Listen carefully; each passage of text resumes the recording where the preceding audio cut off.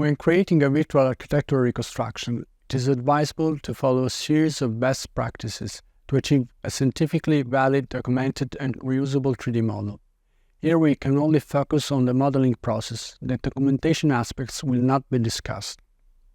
The 5 most important aspects to keep under control when creating a 3D digital reconstruction are the following: the semantic segmentation, the method of representation, the reference unit of measurement, the scale of representation, the quality of geometry, and interoperability.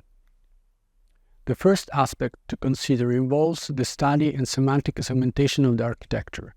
The semantic study of a building takes into account various aspects: symbolic, structural, architectural, philological, decorative, and functional. In this context, by semantic segmentation, we mean an essential study based on subdividing the model into parts aimed at identifying the individual architectural elements that constitute the building: windows, floors, pillars, columns, decorative elements like cornices, etc. The way to subdivide the architecture and the level of granularity of segmentation are left to the operator's judgment and must describe the complexity of the reconstruction. The workflow imposed by architectural modeling software can directly or indirectly aid in the correct segmentation and organization of the model. Digital layers and constructing geometries by parts adopted in the most popular CAD programs allow for the creation of already segmented 3D models organized by levels and sublevels. The second aspect concerns the choice of the representation method to adopt for the virtual reconstruction and consequently the CAD software to use. It's advisable to choose mathematical representation, namely the continuous representation method, if one of the primary objectives is to create or study architectural forms with high geometric accuracy. For example, querying the geometries to obtain information related to their curvature, tangency, geometric continuity, and so on. Conversely, when it's important to control the shapes in a sculptural manner, texture mapping, or optimizing performances, it's preferable to opt for numerical or polygonal representation, namely the discrete method. In some cases, working with both representation methods could be convenient, resulting in hybrid models.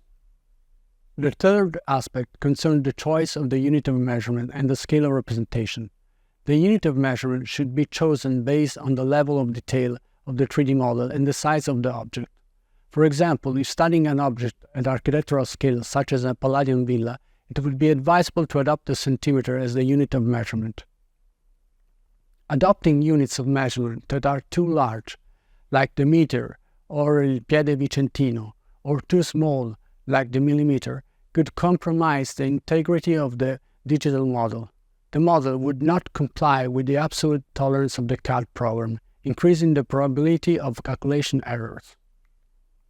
Additionally, it is advisable to use the modules and historical reference units only for the preliminary study of architectural proportioning and adopt the decimal metric system as the working unit within the software for better dimensional control.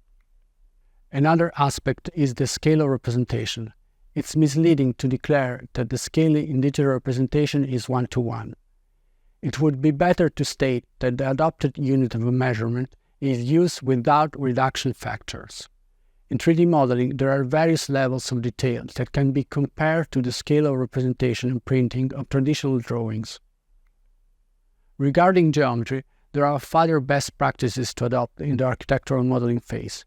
Even a digital model of an architecture that was never built must be plausible and constructible. Therefore, we must conceive and construct the 3D model with solid, non-intersecting elements that respect the law of gravity. For example, open 3D surfaces or intersecting solids could result in classic rendering errors, such as light leaking. Furthermore, 3D printable models must be made of closed manifold solids. The last aspects concern exportation and interoperability. For rendering and 3D printing, it is essential to have a polygonal model. Therefore, any mathematical NURBS model must be converted into a mesh model. The tessellation density must be related to the level of accuracy required.